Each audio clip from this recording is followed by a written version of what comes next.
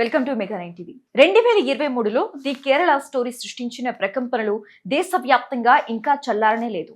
అప్పుడే మరో తుఫాను ముంచుకొచ్చింది.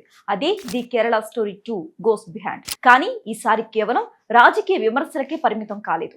సినిమా ట్రైలర్ బయటకు రాగానే కేరళ రాష్ట్రం మొత్తం బగ్గుమంటోంది. రోడ్ల మీద ఏకంగా బీఫ్ ఫెస్టివల్స్ నిర్వహిస్తూ ప్రజలకు పరోటా, గొడ్డు మాంసం వడ్డిస్తూ యువజన సంఘాలు సంచలన నిరసనలకు దిగాయి. మరోవైపు కేరళ ముఖ్యమంత్రి పినరాయి విజయన్ సైతం ఈ సినిమాపై తీవ్ర స్థాయిలో విరుచుకుపడ్డారు. ఇది కేరళ ప్రతిష్టతను మసకబార్చే విద్వేషపూరిత ప్రోపగాండా అంటూ బాంబు పేల్చారు. ఏకంగా సినిమా సెన్సార్ సర్టిఫికేట్ ను రద్దు చేయాలంటూ కేరళ హైకోర్టులో పిటిషన్లు దాఖలు చేశారు. దీంతో ఫిబ్రవరి 27న ఈ సినిమా రిలీజ్ అవుతుందా? ఈ వివాదానికి కారణాలేంటి? అసలు ఆ ట్రైలర్ లో కేరళ ప్రజలను రెచ్చగొట్టేలా ఉన్న ఆ బీఫ్ సీన్ కథ ఏంటి?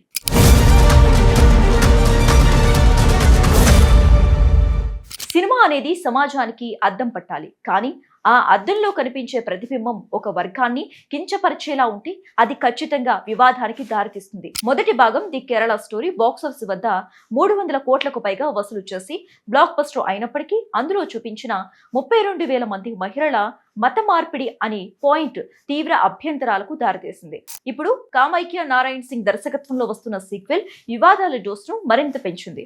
కేవలం కేరళకే పరిమితం కాకుండా మధ్యప్రదేశ్, రాజస్థాన్ లాంటి రాష్ట్రాలకు చెందిన హిందూ, క్రిస్టియన్ అమ్మాయిలను టార్గెట్ చేసుకుని లవ్ జిహాద్ పేరుతో మోసం చేసి వారిని ఎలా మతం మారుస్తున్నారు అనేది ఈ సినిమాలో చూపించబోతున్నారు. అయితే సినిమా వాస్తవాల ఆధారంగా తీసామని దర్శకుడు చెబుతుంటే, కాదు ఇది పనిగట్టుకుని ఒక మతాన్ని, ఒక రాష్ట్రాన్ని కించపరిచేలా తీసిన ఎజెండా సినిమాని కేరళ అధికార ప్రతిపక్షాలు ముక్తకంఠంతో ఖండిస్తున్నాయి.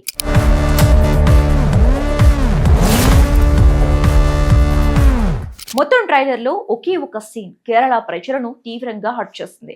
అందులో ఒక హిందూ అమ్మాయిని బలవంతంగా గొడ్డు మాంసం తినమని వేధించే సన్నివేశం ఉంది. తాను చనిపోయినైనా చనిపోతాను కానీ బీఫ్ తినను అని అమ్మాయి ఏడుస్తూ చెబుతోంది. ఈ సీన్ నెట్టింట పెద్ద మంట పెట్టింది. ఉత్తర భారతదేశంలో బీఫ్ అనేది చాలా సున్నితమైన మతపరమైన అంశం కావచ్చు, కానీ కేరళలో అలా కాదు. అక్కడ మలయాళీలకు మతాలతో సంబంధం లేకుండా హిందువులు, క్రిస్టియన్లు, ముస్లింలు అందరూ ఇష్టంగా తినే వంటకం బీఫ్ పరోటా. తమ రాష్ట్రంలో ఎవరిని బలవంతంగా బీఫ్ తినమని హింసించరని, ఈ ఫుడ్ తమ సంస్కృతిలో భాగమని మలయాళీలు సోషల్ మీడియాలో ఫైర్ అవుతున్నారు. ఇంత బలవంతంగా ఫ్రీగా బీఫ్ పెట్టడానికి కేరళలో బీఫ్ రేట్లు ఏమైనా తక్కువగా ఉన్నాయా అంటూ సెటైర్లు వేస్తూ కేరళ నెటిజన్లు సినిమా ట్రైలర్ ను విపరీతంగా ట్రోల్స్ చేస్తున్నారు.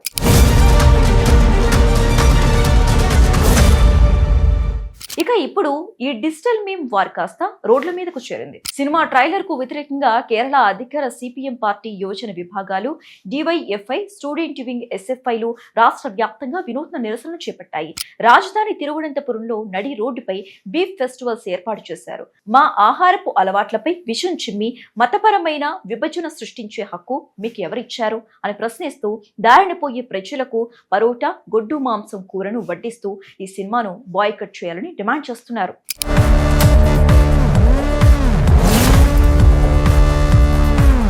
ఈ సినిమా ఇప్పుడు కేరళలో అధికార ప్రతిపక్ష పార్టీలను ఏకం చేస్తుంది. కేరళ ముఖ్యమంత్రి పినరాయి విజయన్ స్వయంగా ఈ సినిమాపై మండిపడ్డారు. అక్షరాస్యతలో, అభివృద్ధిలో ముందున్న కేరళను ఉగ్రవాద కేంద్రంగా చూపించేందుకు జరుగుతున్న విద్వేషపూరిత ప్రోపగాండా ఇది అని ఫైర్ అయ్యారు. కోర్టులు గతంలోనే తోసిపుచ్చిన లవ్ జిహాద్ అంశాన్ని మళ్లీ తెరపైకి తెస్తున్నారన్నారు. ప్రజలంతా ఈ సినిమాను బాయ్కట్ చేయాలని పిలుపునిచ్చారు. కాంగ్రెస్ నాయకులు కూడా ముఖ్యమంత్రి వ్యాఖ్యలకు మద్దతు తెలిపారు.